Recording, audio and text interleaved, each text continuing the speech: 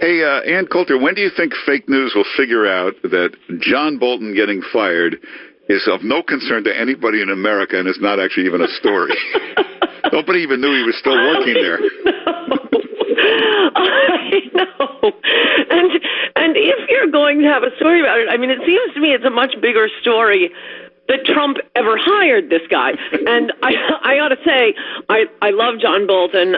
I know him from Fox News. We agree on many things. He's a very nice man. He's very nice guy. But his ideology on the one thing he was hired on is directly the opposite of President Trump's, as in so many other areas. It would be like not quite as bad as what Trump has done on immigration, but more like Trump hiring Luis Gutierrez to head his Homeland Security Department. Now, he didn't hire anybody good, but he didn't go for the exact opposite of what he promised during the campaign. So, I mean, that's kind of a story, but the media didn't care when he got hired. Now, whether he was hired or whether he was fired or quit, man, it's slow news when you have to fill up 24 hours a day with Trump hatred. Well, they're trying to make it look like some bit, but instead of saying John Bolton, they should, just so people around the country know, they should say, remember the guy with the big mustache from Fox, so they know who they're talking about.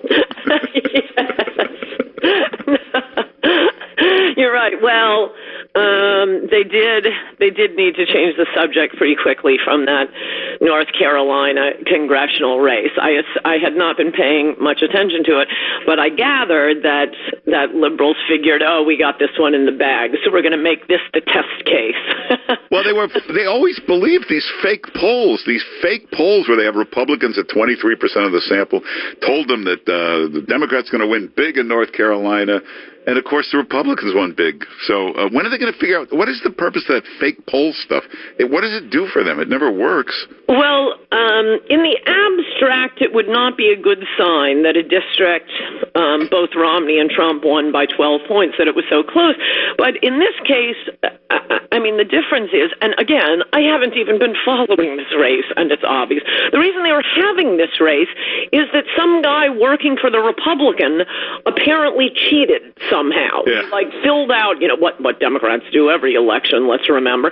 But he filled out absentee ballots or something. So that's why there had to be, the winning Republican was disqualified and you had to rerun the race.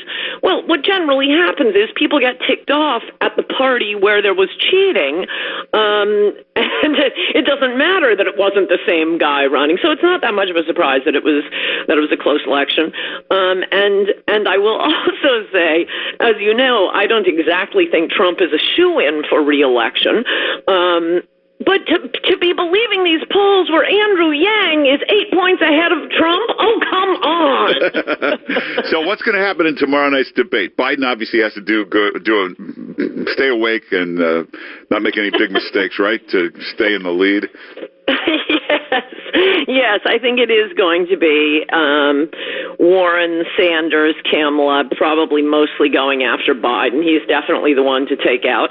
I still think and hope it will be Joe Biden because there is a chance that Trump loses, in which case I would like to have it be the least insane Democrat who is leading our nation. I have a column about what I expect, actually a very important column going up later today on this mass incarceration insanity of the Democrats. For those of you who remember 9/11, you will probably also remember, to some extent, New York City in the 1970s, 80s, and up until the first few years of the miraculous Mayor Rudy Giuliani.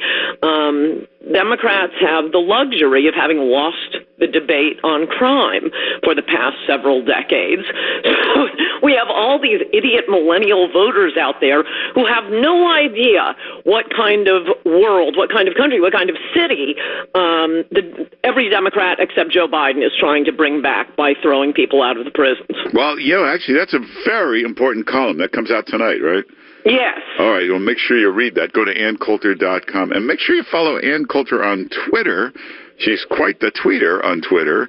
And get the book, Resistance is Futile, and you go to AnnCoulter.com. You can get everything there.